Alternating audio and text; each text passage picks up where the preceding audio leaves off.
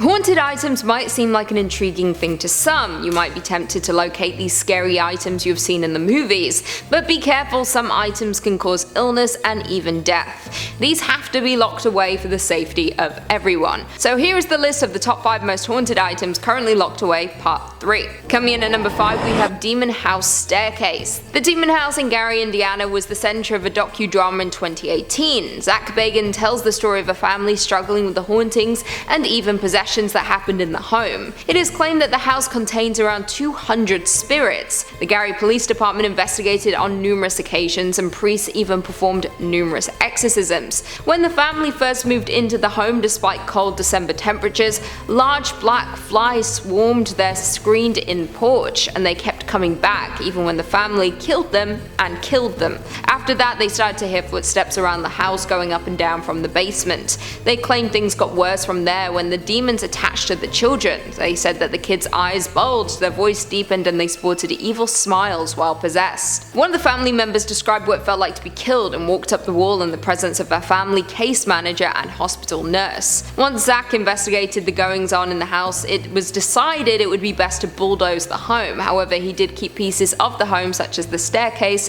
to store away in his museum. In at number 4, we have Peggy the Doll. It is said that even just looking at a picture of Peggy can cause hauntings, from your computer freezing to the room going cold and light bulbs blowing out whenever you mention the doll. The first known owner of the doll started having dreams haunted by the doll. She would wake up feeling hot and shaken. No matter where she moved the doll, the dreams persisted. She called in the help of 2 local priests, but after 2 visits the dreams still persisted.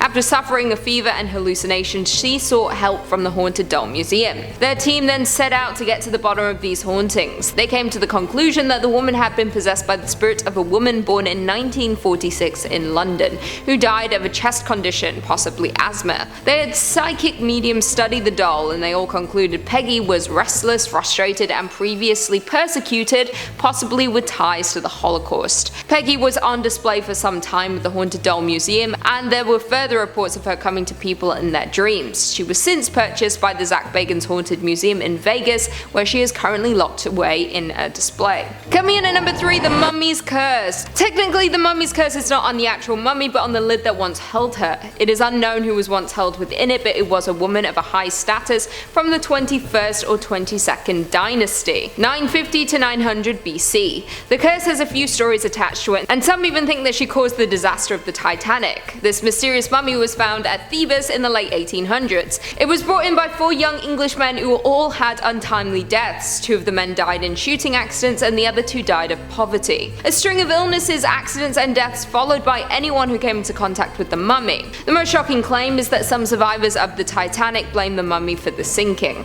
Among the passengers of the Titanic was journalist William Thomas Stead, who had published a few articles about the curse. The survivors recalled Stead discussing the artifact and its curse over dinner. It is claimed he had purchased a ticket for himself to transport the artifact to New York. As the stories were told, its reputation grew, and many believed its presence on board caused the disaster. It is believed that in the chaos, someone bribed one of the guards to sneak the artifact onto a lifeboat to save the historic piece. Not long after arriving, the unlucky mummy was soon causing mayhem and misery at the home of its American owner, so he decided to send her back to Britain. Luckily, it is now safely locked away on display at the British Museum in London. However, visitors do still report unsettling sensations when viewing the unlucky mummy's coffin lid. In at number 2, we have James Dean's Porsche. You don't hear of many haunted cars, but James Dean's Porsche has taken enough lives to be taken very seriously. As soon as James got his car, some people had a bad feeling around it. So Alec Guinness met with James for lunch and he showed him the car. Alec commented, I quote, "If you get in that car, you'll be found dead in it by this time next week." And within the week, he was. This was just the start of the car's curse. When a mechanic attempted to repair the car, it fell and crushed his legs. The car's new owner decided to sell the engine and drivetrain to 2 racers. One of the racers lost control of his car, hit a tree, and died instantly. The other was injured when his car locked up and rolled over. 2 thieves tried to take pieces of the car, but they were both injured during the robbery. The car was then donated to the safety exhibit of the California Highway Patrol. The exhibit caught fire and the car had to be moved to a different exhibit. At the second exhibit, the car fell onto a student, breaking his hip. This meant that it was moved once again. It even managed to crush and kill a truck driver who was transporting it. It was since been stolen, and there has been reports that the new owner is keeping the car hidden away,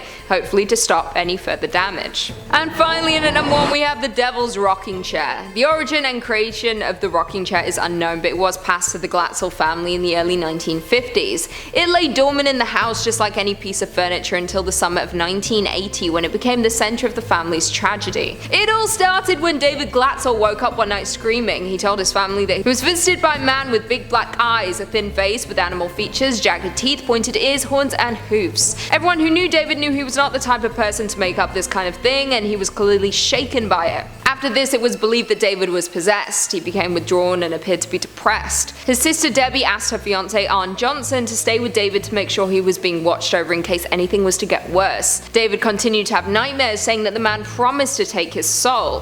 He would often be covered in bruises and scratches he couldn't explain, and worst of all, he started to see the figure while he was awake, or was sat in the rocking chair. Family members would see the chair rocking, but only David could see the beast in the chair. Desperate for help, they brought in Ed and Lorraine Warren. They started to perform exorcisms regularly to help David, many with him seated in a rocking chair. The chair itself moved about the house on its own, mysteriously disappearing and reappearing in different places. Most incredibly, it levitated on numerous occasions in full view of witnesses, including the Warrens and shocked family members. It happened once while David was sitting in it during an exorcism. After the final exorcism, the devil did leave David, however, as it left him, it transferred into his sister's fiance Arn. He began slipping into trances for a period of months before killing his landlord Alan Bono with a 5-inch pocket knife, stabbing the man as Debbie watched. He tried to plead demonic possession in court, but the judge was not convinced. The family surprisingly held onto the chair for a number of years in storage, and when they moved, it came with them. They started to notice that when friends or family members sat in the chair, they would have strange things happen to them.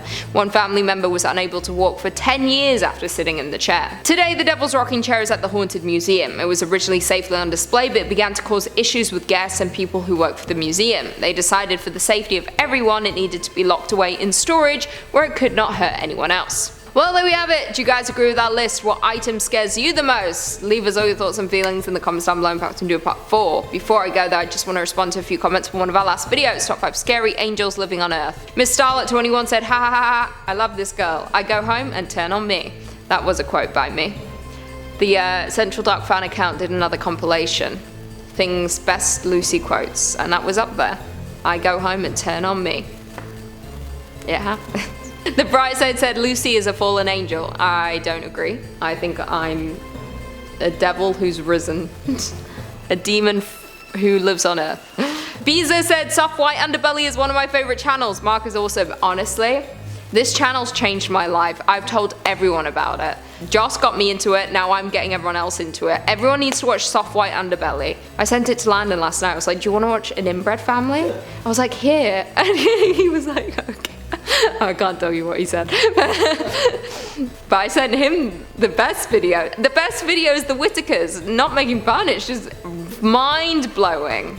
Like, it's insane to me. And then there's so many good ones. I watched like this morning an interview with an escort, and she was crazy. She was great. Like, this channel is the best. Ruben Wilson said, yeah, I don't like Mumford & Sons much either. You know what? Some people were very upset that I dragged Mumford & Sons. But you're upset because you're a Mumford & Sons fan, and you really need to think about your life choices, to be honest.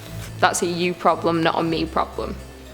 Don't be so sensitive, Mumford & Sons fans. Name 2 songs, other than that one song that we might know. And on that note, if you haven't already, be sure to give this video a big thumbs up, and until next time, I'll see you later. Don't like my hair today, to be honest. I'm just not. Don't like, I feel very dressed down, and it's making me feel very insecure, you know? I know, but I know that I'm wearing sweatpants. That's the problem. I know what I'm wearing. The top up, I could be wearing anything. Top up, I could be wearing a skirt. I could be ready to go dancing. I could be wearing heels. Nope. Got these bad boys on. Can't get my leg high. Come in it. We are at 3 now, actually. Damn. Oh, I thought you said damn. I was like, damn. Family that he was visited by a man with I read that, like, sometimes my mind thinks before I read, and I read that as like a man with a big It's not even close, but my mind just said it. You know. And on that note, how do I end these things?